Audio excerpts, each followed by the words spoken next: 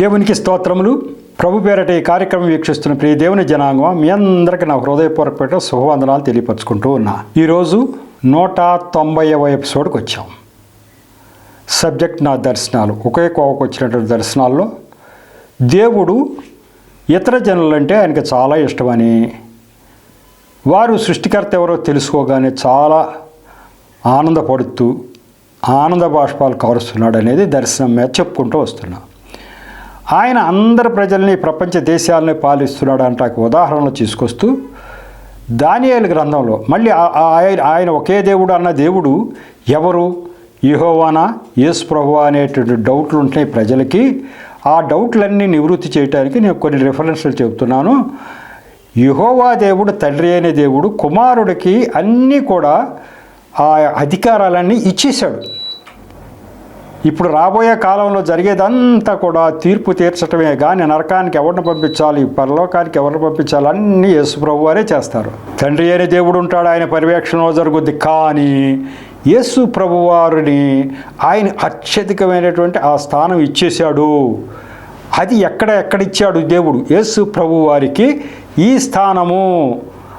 ఆ యెహోవా దేవుడు, ఆ త్రియేక దేవుడు చేసిన పని మొత్తం యేసు ప్రభు వారు చేయటానికి ఆ స్థానం ఎక్కడిచ్చాడు అనేది రెఫరెన్స్లు మీకు చెప్పుకుంటూ వస్తున్నా. ఎందుకు? ఇతర జనుల్లో ఉన్నటువంటి సందేహం నివృత్తి చేయటానికి. ఇతర జనులు యేసు ప్రభు వారు దేవుడు ఎట్లా అయిపోయాడండి, సృష్టికర్త ఎట్లా అయ్యాడండి అనేటువంటి డౌట్లు వాళ్ళకు ఉండటం చేత ఆ డౌట్ నిమిత్తమే ఈ దానియేలు గారి గ్రంథంలో మరి దానియేలు గారికి చూపించినటువంటి దర్శనంలో ఆ దర్శనం చెబుతూ ఒక మహావృద్ధుడు తెల్లటి వస్త్రాలు ధరించుకుని ఆయన ఉండగా ఆయన లోకానికి తీర్పు తీర్చుతూ ఉండటం ఆయన చూచాడు. చూసినప్పుడు అక్కడ జరిగింది ఏంటంటే, ఆ దర్శనాలు చూస్తూ ఉండగా ఆకాశ మేఘారూఢుడై మనుష్య కుమారుని పోలిన ఒకడు వచ్చి, ఒక మనుష్య కుమారుని పోలిన ఆయన ఆ మహావృద్ధుడు ఆ దగ్గరికి వచ్చేసాడట. ఎవరి దగ్గరికి? సింహాసనమే కూర్చున్నటువంటి ఆ యొక్క వృద్ధుడు, అంటే అక్కడ తండ్రి, శాశ్వతమైనటువంటి ఆ దేవుడి దగ్గరికి మనుష్య కుమారుని పోలిన ఆయన వచ్చేసాడట. మనుష్య కుమారుని పోలిన ఒకడు వచ్చి ఆ మహావృద్ధుడగు వాని సన్నిధిని ప్రవేశించి ఆ తండ్రి అయిన దేవుడి యొక్క సన్నిధిని ప్రవేశించాడట.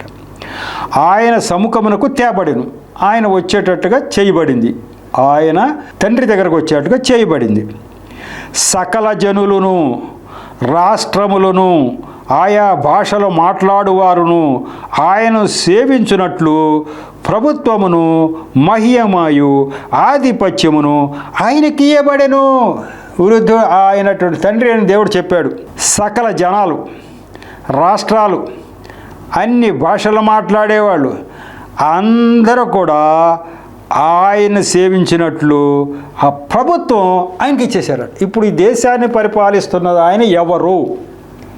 యేసు ప్రభు వారే. యెహోవా దేవుడు యేసు ప్రభు వారికి అధికారం ఇచ్చేశాడు. ఆయన పర్యవేక్షణ అయితే ఉంటుంది. తండ్రి అయిన దేవుడు ఈ మొత్తం అధికారము, ఈ ప్రపంచ యొక్క పరిపాలన అనేది ఈయనకి ఇచ్చాడు, ప్రభుత్వాన్ని. ఇప్పుడు ప్రభుత్వాన్ని పరిపాలన చేస్తున్నది యెహోవా దేవుడా, యేసు ప్రభువా అంటే ఆ యొక్క యేసు ప్రభు వారికే ఇదంతా కూడా అప్పచెప్పేశాడు తండ్రి. ఇక్కడ చూపించింది అది. దానియేలు గారు ఎప్పుడు? ప్రభు కంటే ముందు సుమారు 600 సంవత్సరాల క్రితం అప్పుడు చూపిస్తున్నాడు ఈ మనిషి కుమారుడికి అప్పచెప్పేసినట్టు. ఇంకా మనిషి కుమారుడు భూమి మీదకి నరావతారంలో రాలా, ముందే చెప్తున్నాడు ఇట్లా జరుగుతుంది అబ్బాయి అని. మనిషి కుమారుడు ఇంకా వచ్చాడా? రాలా. మనిషి కుమారుడు ఎప్పుడు వస్తాడో ఆ తర్వాత 600 సంవత్సరాల తర్వాత మరియ గర్భాన, కన్యక గర్భాన వస్తాడు. ఆ వచ్చిన ఆయనకి ఇచ్చిన పవర్స్ ఎక్కడ చెప్పేశాడు? 600 సంవత్సరాల ముందే చెప్పేశాడు. ఆయనకి ఇచ్చింది నేను ఇది కాదు, ఈ ప్రభుత్వం మొత్తం ఆయిందే, ఆయనకి ఇవ్వబడిన. ఆయన ప్రభుత్వము శాశ్వతమైనది, అది అన్నిటికీ తొలగిపోదు. ఆ ప్రభుత్వం అంత ప్రభుత్వం కాదు, శాశ్వతమైంది. అది ఎవ్వరు దాన్ని తీసేయలేరు. ఆయన రాజ్యం ఎన్నడూ లయము కాదు. మరి ఇప్పుడు ఆ రాజ్యం ఎక్కడుందండి అంటే ఇప్పుడుంది. ఆ రాజ్యం అంతా ఇప్పుడుంది. యేసు ప్రభు వారి పరిపాలనలోనే ఆ యొక్క త్రియేక దేవుడు చేసిన ఏర్పాట్లు, యేసు ప్రభు వారి పరిపాలనలో ఈ ప్రపంచ రాజ్యాలన్నిటిని ఆ ప్రభుత్వాన్ని ఆయనకి ఇచ్చారు. ఈరోజు నడుస్తుంది అది. అందులో ఆయన తెలిసిన వాళ్ళు తెలుసుకుంటారు, లేని వాళ్ళు లేరు. కానీ పరిపాలన జరుగుతున్న వాటికి ఆయన చేతిలోనే. ఆ పరిపాలన ఆయన చేతిలో ఉండబట్టేక అష్షూరు దేశానికి రాజుకు చెప్పాడు, ఇదిగో ఇవన్నీ చేయటం నా వల్లే అయిందబ్బా అన్నాడుగా. ఇవన్నీ నువ్వు చేస్తున్నావు అంటే కారణం నా వల్లే అని చెప్పేశాడు కదా. అట్లా ఆ దేవుడు అధికారము ఎప్పుడు ప్రభు రాకముందు 600 సంవత్సరాల క్రితమే దర్శనం ద్వారా దానియేలు గారికి చూపించడం జరిగింది. ఇక ప్రకటన గ్రంథం 5వ అధ్యాయం 12, 13లో కూడా ఇట్లాంటి వచనమే ఒకటి ఉంది. అది కూడా మీకు చూపిస్తే ఓహో, యేసు ప్రభు వారు ఏదో 2000 సంవత్సరాల క్రితం వచ్చటం అనే పాత్ర కాదా అయింది, ఈ యొక్క ప్రపంచాన్ని పరిపాలించేటువంటి పాత్ర కూడా ఆయిందే, ఆయనకి ఇవ్వబడింది. ప్రభువారు జీవించిన రోజు చెప్పేశాడు, సర్వం నాకు ఇవ్వబడింది అబ్బాయి, నా ద్వారా తప్ప ఎవరు కూడా ఆ పరలోకానికి వెళ్ళే ప్రశ్నే లేదు, ఆ తండ్రి దగ్గరికి వెళ్ళే ప్రశ్నే లేదు, నాకు అంతా ఇవ్వబడింది అన్నాడు. దేవుడు చెప్పేశాడు, నీకు అంతా ఇచ్చేస్తున్నా అని చెప్పాడు. ఆయన వచ్చి ఆయన స్వయంగా చెప్పాడు, నాకు మొత్తం అంతా ఇవ్వబడింది, నా ద్వారానే అని చెప్పేశాడు. కాబట్టి అటు ప్రకటన గ్రంథం 5వ అధ్యాయం 12, 13 కూడా చదువుకుందాం. వారు వధింపబడిన గొర్రెపిల్ల శక్తియు ఐశ్వర్యమును జ్ఞానమును బలమును ఘనతయు మహిమయు స్తోత్రమును పొందనర్హుడని గొప్ప స్వరముతో చెప్పుచుండ్రి. అంతటా పరలోకమందును భూలోకమందును భూమి క్రిందను సముద్రములోను ఉన్న ప్రతి సృష్టము అనగా వాటిలోనున్న సర్వమును సింహాసనాసీనుడై ఉన్నవానికిని గొర్రె పిల్లకును స్తోత్రమును ఘనతయు మహిమయు ప్రభావమును యుగ యుగములు కలుగునుగాకని చెప్పుట వింటిని. ఇక్కడ జరిగింది ఏంటంటే ఆ యొక్క 4 పెద్దలు, అలాగే అక్కడ పరిశుద్ధుల మధ్య పరిశుద్ధుడు అని కొనియాడుతున్నటువంటి వాళ్ళు, ఆ దేవుడి దగ్గర ఉన్న వాళ్ళు ఈ యొక్క అధికారం ఆయనకి ఇవ్వబడటం చూచారట. అక్కడ జరిగింది ఏంటి అంటే అంతకుముందు వచనాల్లో 10వ వచనంలో ఉంది, ఆ పెద్దలు, నీవు ఆ గ్రంథమును తీసుకుని దాని ముద్రలను విప్పుటకు యోగ్యుడు, నీవు వధింపబడిన వాడవై నీ రక్తమిచ్చి ప్రతి వంశములోను ఆయా భాషలు మాట్లాడే వారిలోను ప్రతి ప్రజలోను ప్రతి జనములోను దేవుని కొరకు మనుషులను కొని మన దేవునికి వారిని ఒక రాజ్యముగాను యాజకులుగాను చేసిదివి గనుక వారు భూలోకమందు ఏలుదురని కొత్త పాట పాడుదురు అని చెప్పి ఈ యొక్క ఆ యొక్క పెద్దలు, దేవుడి దగ్గర ఉన్నటువంటి పెద్దలు, అట్లాగే 4 జీవులు 24 పెద్దలు, 4 జీవులు 24 పెద్దలు కూడా అది చెప్తున్నారు. నీవు భూలోకమందు ఆయన కొరకు ఒక జనాన్ని కొన్నావు. ఇప్పుడు క్రైస్తవులుగా ఉన్నవారందరూ కూడా దేవుడి చేత కొనబడిన వారే, దేవుడి చేత కొనబడిన వారే. కాబట్టి వారు ఇదిగో నీవు దేవుని చేత కొనబడినవారు, ఆయన పెద్ద క్రయధనం చెల్లించాడు కాబట్టి ఈ వచ్చిన వాళ్ళందరూ ఆయన కొనబడిన వారే. ఇప్పుడు అవన్నీ చేశాడు కాబట్టి, ఆ శిలువయాగం చేశాడు కాబట్టి ఆయనకట ఈ మొత్తం అంతా ప్రతి సృష్టము భూమి మీద భూమి కింద మరి ఎక్కడ ప్రతి సృష్టము దేవుడి చేత సృష్టించిన ప్రతిదీ కూడా ఆయనతో చెప్తున్నారు. సింహాసనాసుడైన వానికిని గొర్రె పిల్లకును స్తోత్రం అని చెప్పారు. గొర్రె పిల్ల అంటే యేసు ప్రభువారు. సింహాసనాసుడైనటువంటి ఆ తండ్రి అయిన దేవుడికి గొర్రె పిల్లకు స్తోత్రం. అంటే ఆ సింహాసనాసుడైన తండ్రి యొక్క అధికారం మొత్తం గొర్రె పిల్లకు ఇచ్చేశారు కాబట్టి దేవుని బిడ్డలు అని ఆయన స్వరక్తమిచ్చి కొని ఆయన దేవుడికి యాజకులుగా ఏర్పరిచాడు కాబట్టి వీళ్ళందరూ ఏమని ప్రార్థిస్తున్నారంటే ఈ యొక్క 4 జీవులు 24 పెద్దలు అక్కడ యెహోవా దేవుని ఎదుట నిలబడి ఏమంటున్నారు, ఇప్పుడు ఆ గొర్రె పిల్లకు సింహాసనాసుడైన వానికి స్తోత్రం అన్నారు. కాబట్టి ఆయనకి ఆ పవర్, ఆయనతో సమానమైన పవర్ వచ్చేసింది. అందరూ కూడా ఆ యొక్క యేసు ప్రభుని ఆరాధించడం అలా చూస్తూ ఉన్నాం. కాబట్టి దేవుడు చెప్పేశాడు, ఇది ఎందుకు ఇంత దూరం తీసుకొచ్చాను అంటే యేసు ప్రభు వారు సృష్టికర్త ఎట్లయ్యారు, యేసు ప్రభుకి ఇన్ని అధికారాలు ఎప్పుడు వచ్చినాయి, ఎట్లా వచ్చినాయి అంటే దేవుడు ఇచ్చేశాడు.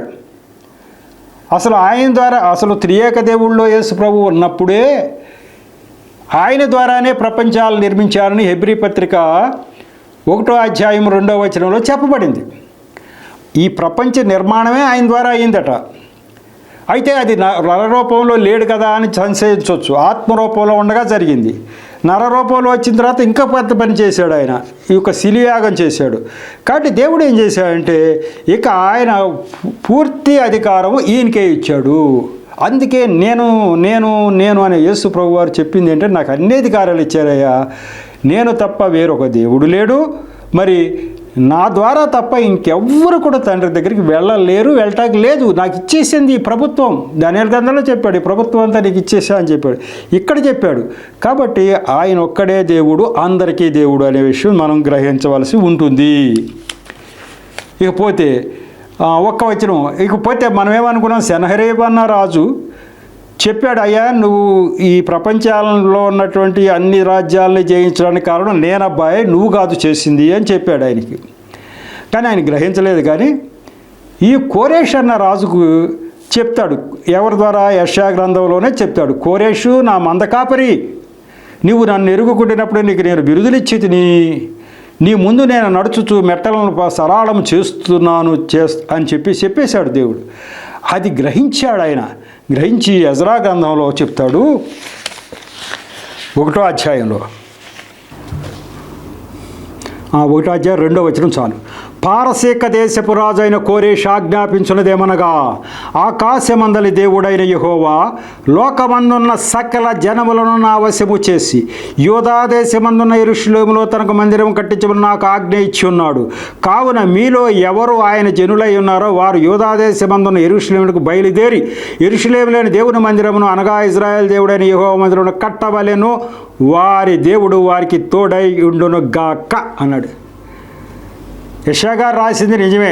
ఇదిగో నీ ద్వారా నా మందిరం కట్టిస్తున్నా అబ్బాయి, నీ ముందు నేను వెళుతున్నా, నీకు అన్ని అధికారాలు ఇస్తున్నా అని చెప్పింది గ్రహించి ఈ యొక్క ఆయన తర్వాత వచ్చింది. ఎప్పుడు చెప్పింది ఆయన? యెషయా గారి ద్వారా. కోరేషు గారు పుట్టకముందు 150 సంవత్సరాల ముందు చెప్పేశాడు. ఈ కోరేషు గారు వచ్చాడు. వచ్చిన తర్వాత ఆయన తెలిసిపోతుంది మొత్తం అంతా. ఆయనకి ఏ హస్తం తోడుగా ఉందో మొత్తం తెలిసిపోతూ ఉంది, ఎవరు ఆయన్ని ముందుకు నడిపిస్తున్నారు. అప్పుడు చెబుతున్నాడు, ఆకాశమందలి దేవుడైన యెహోవా. ఆకాశమందున్న దేవుడు ఒకే ఒక దేవుడు, యెహోవా దేవుడు. ఆయన అంట సకల జనులను నా వశం చేసి, సకల జనులను ఆయన వశం చేయాలంటే సకల జనులు ఆయన కంట్రోల్లో ఉంటేనేగా. ఈ ప్రపంచంలో ఉన్న సకల జనులు ఎవరి పరిపాలనలో ఉన్నారు? ఆయన పరిపాలనలో ఉన్నారు. ఆయన అనుకున్నాడు ఈసారికి ఈయనకి ఇవ్వాలనుకున్నాడు, ఇస్తున్నాడు ఈ టైంకి. మళ్ళీ ఈసారికి కాదు, ఈ టైంకి. అప్పుడు అషూర్ వాళ్ళకి కొంతకాలం ఇచ్చాడు. ఆ తర్వాత నెబుకద్రెజరు కూడా చెప్పాడు. నెబుకద్రెజరు కూడా 27:5-6 చెప్పేశాడు, ఇదిగో ఎవరికి ఇచ్చట న్యాయమని నాకు తోచున్న వారికి ఇచ్చుతున్నాను, నెబుకద్రెజరుకి ఇప్పుడు ఇవ్వదలుచుకున్నా ఇస్తున్నా అన్నాడు. అయిపోయింది. ఆ నెబుకద్రెజరు అయిపోతే ఇప్పుడు కోరేషుకి ఇవ్వాలనుకుంటే ఇస్తున్నా అన్నాడు. నెబుకద్రెజరు గ్రహించాడు, ఓహో దేవుడు నాకు ఈ దేవుడు ఇచ్చాడని. ఆ వచనాలు కూడా మీకు చెప్తా. వీళ్ళంతా ఇతర జనులు, ఇతర రాజులు, ఇజ్రాయేల్ ప్రజలు కానే కారు. అందుకు చెప్తున్నానండి, ఇతర దేశాలను పరిపాలిస్తున్నటువంటి రాజు దేవుడు ఈయన కాదా? పోనీ వాళ్ళు ఆరాధించే దేవుళ్ళు ఎవరైనా సరే, అషూరు అన్నాం, వాళ్ళ దేవతలు వాళ్ళు వేరు, వాళ్ళు నిస్రోకు దేవత. నెబుకద్రెజరు అన్నాం బబులోను, వాళ్ళ దేవత వేరు, మర్దోకు. ఇట్లా ఎవరే దేవతలు వాళ్ళకు ఉన్నారు. కానీ ఇక్కడ చేస్తున్నది ఎవరు, అధికారం ఇస్తున్నది ఎవరు అంటే ఈయన యెహోవా దేవుడు, ఆకాశమందున్న దేవుడు. సకల జనములను ఆవసరం చేశాడు, చేసి నాకు మందిరం కట్టించయ్యా అన్నాడు.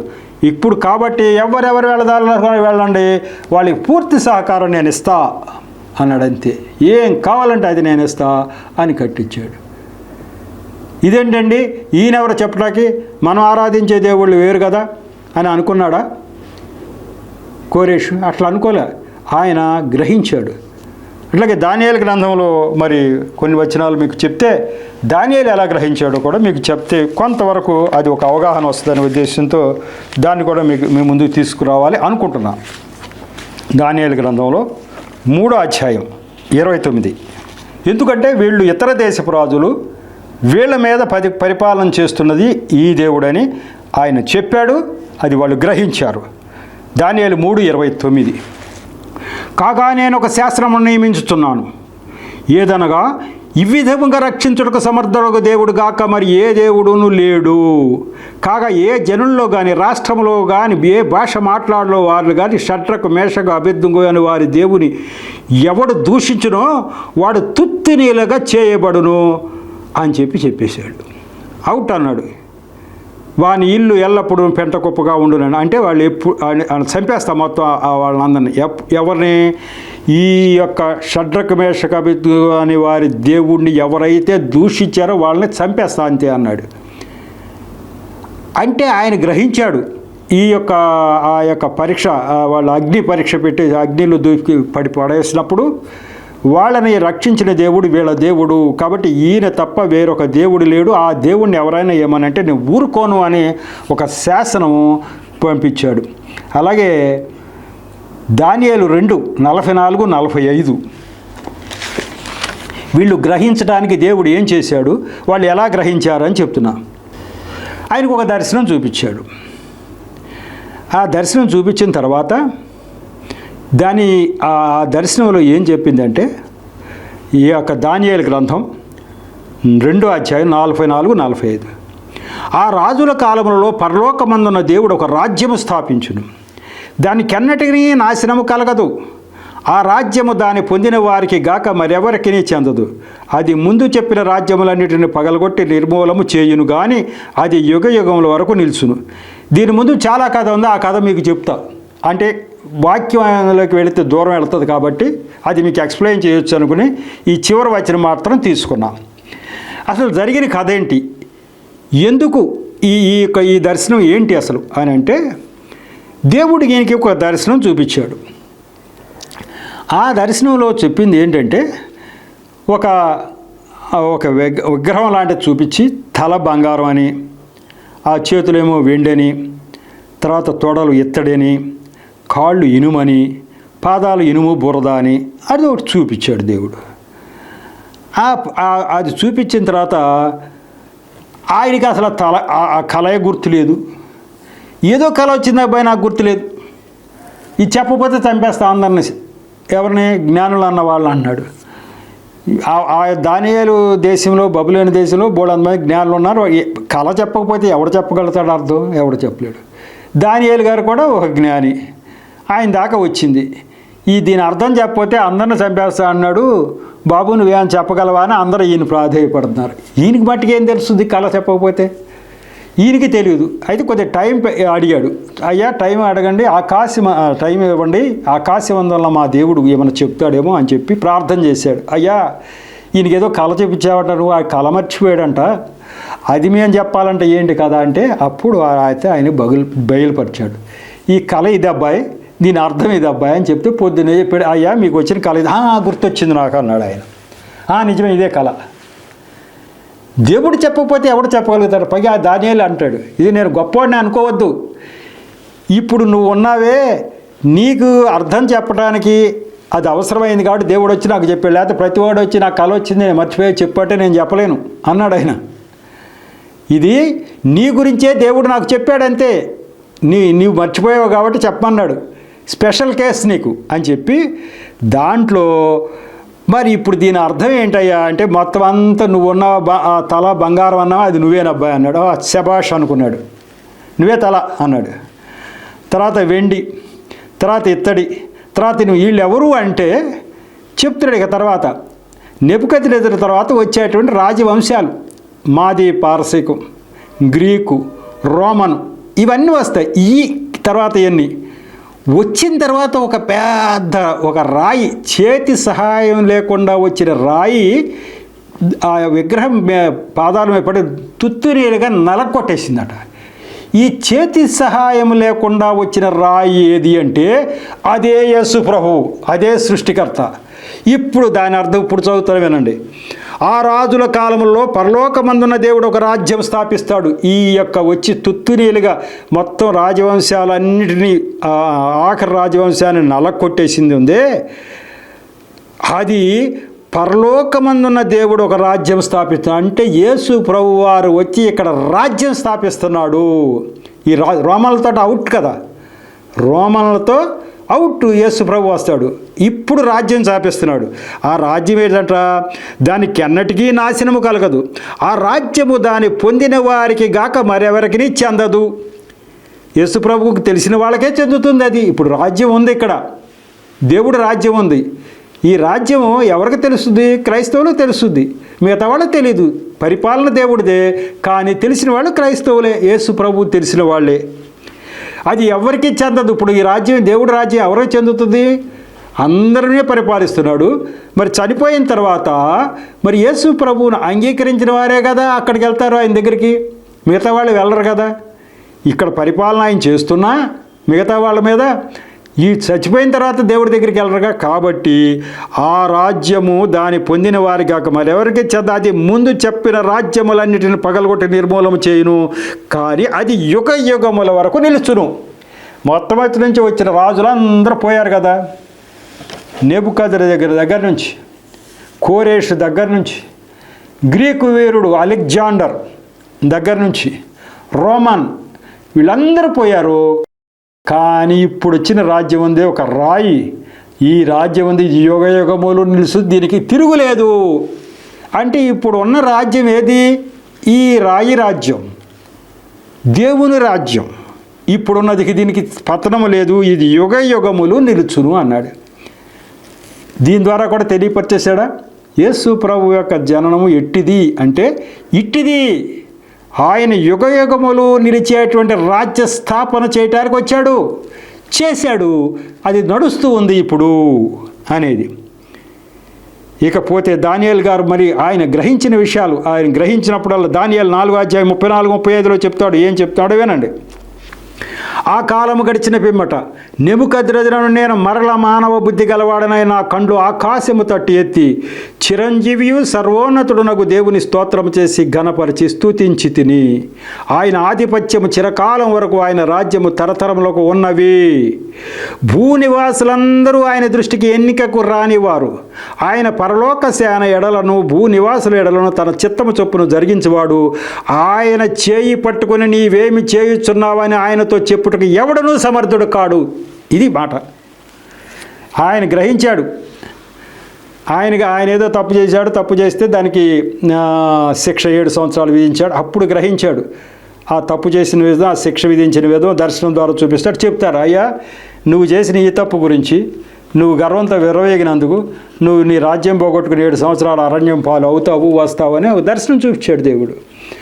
ఆ దర్శనం చూసిన తర్వాత గ్రహించింది. మళ్ళీ నీకు విర్రవీగేవా ఇది వరకు ఆ మనసు పోయి, ఇదిగో సృష్టికర్త అయిన దేవుడు అండర్లో ఉన్నా నేను, నాకు ఇవాళ ఏదైనా వచ్చిందంటే ఆయన వల్ల వచ్చింది. ఈ మహాబబులోను సామ్రాజ్యాన్ని నేను ఏలుతున్నానంటే ఆయన ఇచ్చింది అని నువ్వు తెలుసుకునే అంతకితం అనుకున్నాడు. ఇదంతా నాదే కదా, ఇదంతా నాదే కదా, నా వైభవమేగా అనుకున్నాడు. అవుట్, నీ వైభవం కాదు, ఆయింది.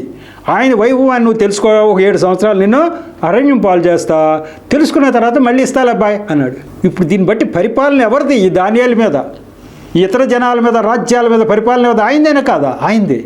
ఆయన అంటాడు ఇప్పుడు ఆఖరికి చెప్పేది ఏంటంటే, అయ్యా ఇక ఆయనకి తిరుగులేదు. భూనివాసులందరూ ఆయన దృష్టికి ఎన్నిక రానివారు. ఆయన పరలోక సేన ఎడలను భూనివాసుల ఎడలను తన చిత్తము చొప్పున జరిగించేవాడు. ఆయన చిత్తం చొప్పున జరుగుద్దండి ఎవరైనా సరే, భూనివాసులే కానీ ఇంకా పరలోకంలో వాళ్ళు కానీ భూమి మీద ఉన్నవన్నీ కూడా ఆయన చిత్తం ప్రకారం జరుగుతూ ఉంది. నీవేమి చేయుచున్నావని ఆయనతో చెప్పుటకు ఎవడును సమర్థుడు కాడు. ఇది అదేంటండి, ఆయన ఇలా ఎందుకు చేశారు? ఆయన ఇతర జనులు కదా, ఇతర జనులకు ఎందుకు చేశాడు ఇది, ఇతర జనులకు ఇది ఎందుకు చేశాడు, అదెందుకు చేశాడంటే నువ్వెవరు అయ్యా? ఆయన చిత్తం ఆయన ఎవరికి ఇచ్చుట న్యాయమని తోచున ఆయనకి ఇస్తా అని చెప్పేశాడు కదా. కాబట్టి ఆయన చెయ్యి పట్టుకుని నువ్వేం చేస్తున్నావని అడిగేవాడు ఎవడన్నా ఉన్నాడా? సృష్టికర్తను పట్టుకుని లేడు అని చెప్పి ఎవరు చెప్తుంది? ఇతర దేశపు రాజు అయిన నెబుకద్నెజరు చెప్తా ఉన్నాడు.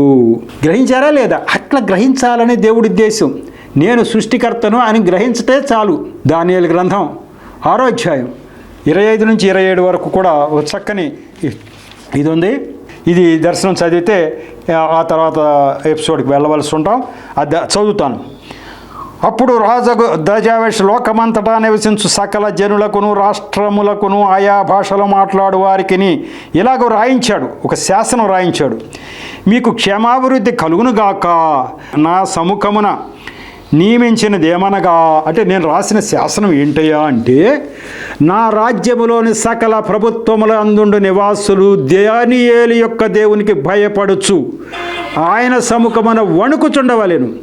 ఆయనే జీవము గల దేవుడు, ఆయనే యుగ యుగములుండువాడు, ఆయన రాజ్యము నాశనము కానేరదు, ఆయన ఆధిపత్యము తుద మట్టుకు ఉండును, ఆయన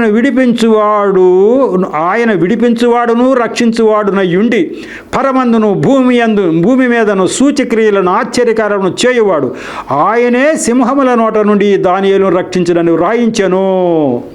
ఈ దానియేలు దర్యావేషు ప్రభుత్వ కాలమందును పారసీకుడు కోరేష్ ప్రభుత్వ కాలమందును వర్ధిల్లాను. ఈ దర్యావేషు ఎవరు? ఆ నెబుకద్నెజరు తర్వాత వచ్చిన రాజుల్లో, మాదీ పారసీక రాజుల్లో దర్యావేషు మొదటగా వచ్చాడు, ఆ తర్వాత కోరేష్ వచ్చాడు.